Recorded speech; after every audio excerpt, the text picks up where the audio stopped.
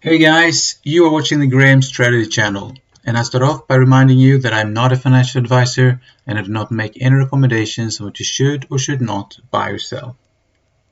Today I will talk about the Billionaire Riddle and leverage. What is the Billionaire Riddle? Well, let's say that you take out a $1 million loan at 6% interest. You take the loan and invest it on the stock market and make a yearly return of 6%. That is exactly the same percentage as the interest on the loan. The total cost for the loan, that is the interest cost, will be $930,000 over the 30-year period. But what will the profit be on the investment after you have deducted the cost of interest and the principal? It will be a staggering $3.8 million. And that is the Billionaire Riddle and the power of leverage.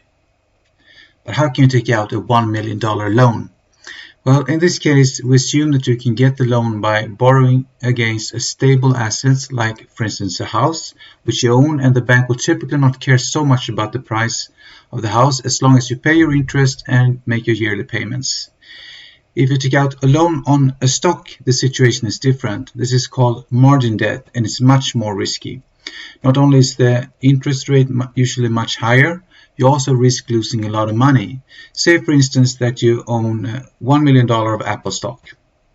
You're able to secure a loan of $1 million with Apple stock as collateral, and you buy another $1 million worth of Apple stock. You now have $2 million worth of Apple stock. Then the price of the Apple stock suddenly drops by 50%. So now your stock is worth $1 million.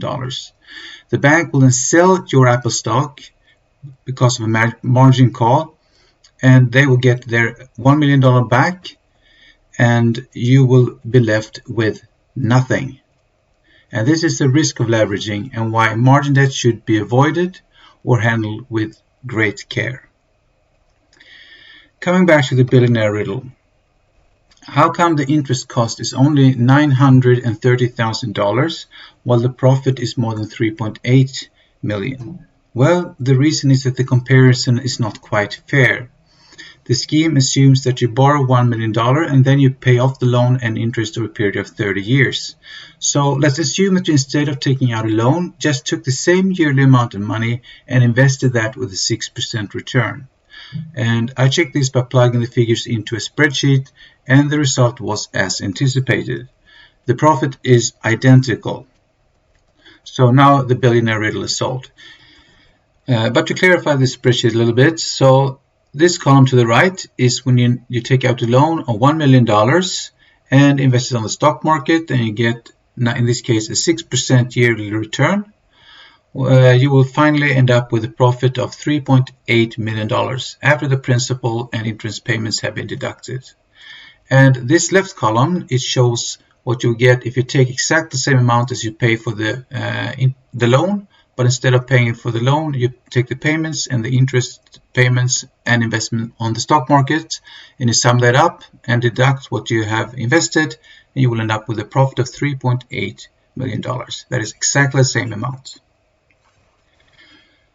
But what if you get a better return on your investment than the interest rate? Let's say you get 8% return while paying a 4% interest rate on the loan.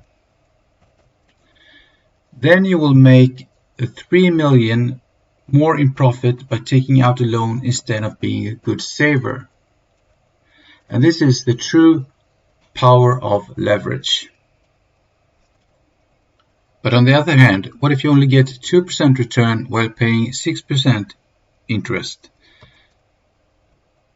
Then you will make a profit on your savings, $800,000, but you will actually lose money by taking out the loan. And this is another risk of leverage. But 2% yearly return is quite bad. What if both the interest and the return are 2 percentage points higher?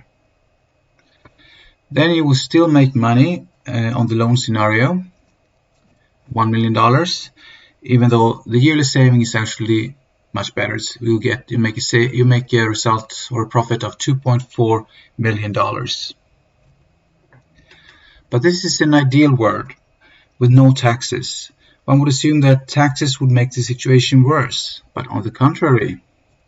In Sweden, you get a 30% tax deduction on loan interest, while you have to pay either 30% on the tax on the capital gains or a yearly standard tax on the total investment.